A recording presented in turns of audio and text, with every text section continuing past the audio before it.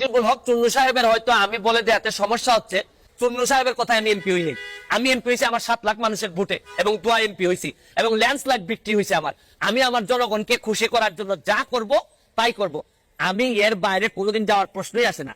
এই মুজিবুল হক চুন্নু সাহেব সম্ভবত এই প্রথম বঙ্গবন্ধুর একজন আদর্শের সৈনিকের মুখোমুখি হয়েছে। আমাদের এই হাউসের একজন মাননীয় সদস্য, নামটা বলতে চাই না, তিনি ফেসবুকে কিছু বক্তব্য দিয়েছেন যে বক্তব্যটা আমরা সবাই এফেক্টেড।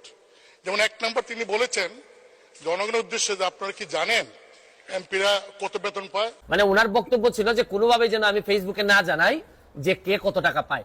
আমি যে আমার এলাকায় বলছি যে আমি 29 কোটি টাকা পাইছি বরাদ্দ, আমি কি কোনো কথা মিথ্যা বলছি? মিথ্যা বললে উনি আমার বিরুদ্ধে ব্যবস্থা নিক। আমি বলতে পারবো না, মানে আমি বরাদ্দ পাইছি এটা আমি বলতে পারবো না আমার এলাকায়, মানে কি আমি কি চুরি করতে চাই? দেন তিনি বলেছেন 3 মাসের মধ্যে আমি 28 কোটি টাকা পেয়েছি। মানে স্পিকার, এই যে 28 কোটি টাকা পেয়েছেন এই কথাতে বলছেন এই টাকা কি আমি পেয়েছি? আপনি মানে স্পিকার এমপি আপনি কি পেয়েছেন? আমার কেন জানি মনে হইতেছে যে মুজিবুল হক চুন্নু সাহেবের হয়তো আমি বলে দেয়াতে সমস্যা হচ্ছে যে উনার মনে হয় রাজনীতি করাটাই পেশা। এটা থেকেই উনি সবকিছু নির্বাহ করেন কিনা আমার জানা নাই। মানে স্পিকার, আমি আপনাকে বলছি কারণ আপনি হলেন এই সংসদের গার্ডিয়ান। আমাদের কোন সদস্য যদি এমন কোন কথা বলে যে কথায় প্রধানমন্ত্রী মানে স্পিকার সহ 349 জন এমপি সম্পর্কে মানুষের কাছে ভুল বার্তা যাবে, তার সস্তা জনপ্রিয়তা অর্জন করার জন্য যদি এই ধরনের কথা বলে ভুল বার্তা যায়, সেই বিষয়টা আপনি দেখতে পারেন। আরে কি আশ্চর্য কারবার, 349 জন এমপির নাকি বদনাম হচ্ছে। একটা মানুষ এমপি হওয়ার পর তার বরাদ্দ সে বলবে না? উনি তো এরশাদের স্বৈরশাসক এরশাদের একজন নেতা হয়ে উনি বঙ্গবন্ধুর আদর্শের সৈনিকের, প্রকৃত আদর্শের সৈনিকের মুখোমুখি এই প্রথম সংসদে হয়েছেন মনে হয়। এর আগে হয়তো তীব্রভাবে কারো মুখোমুখি হন নাই।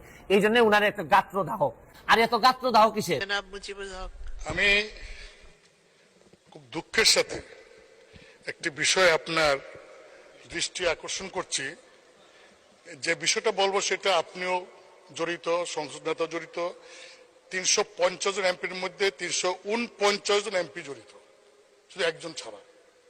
আমাদের এই হাউসের একজন মাননীয় সদস্য, নামটা বলতে চাই না, তিনি নতুন নির্বাচিত হয়েছেন। তিনি ফেসবুকে কিছু বক্তব্য দিয়েছেন যে বক্তব্যটা আমরা সবাই এফেক্টেড। যেমন 1 নম্বর তিনি বলেছেন জনগণের উদ্দেশ্যে যে আপনারা কি জানেন এমপিরা কত বেতন পায়। তারা তো এটা বলে না, গোপন করে।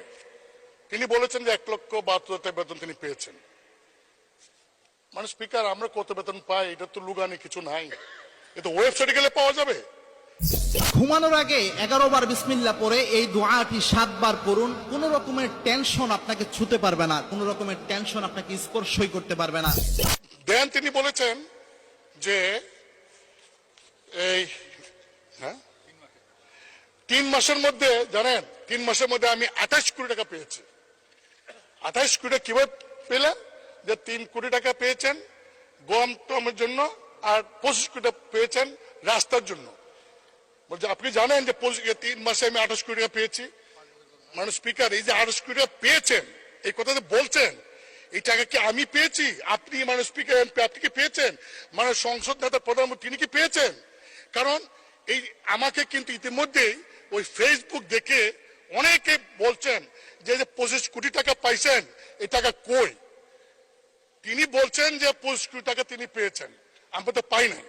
মানে স্পিকার, আপনি জানেন যে বর্তমান সরকার গত কয়েক বছরও আমাদেরকে এমপিদেরকে সুযোগ দিয়েছিলেন যে স্থানীয় সরকার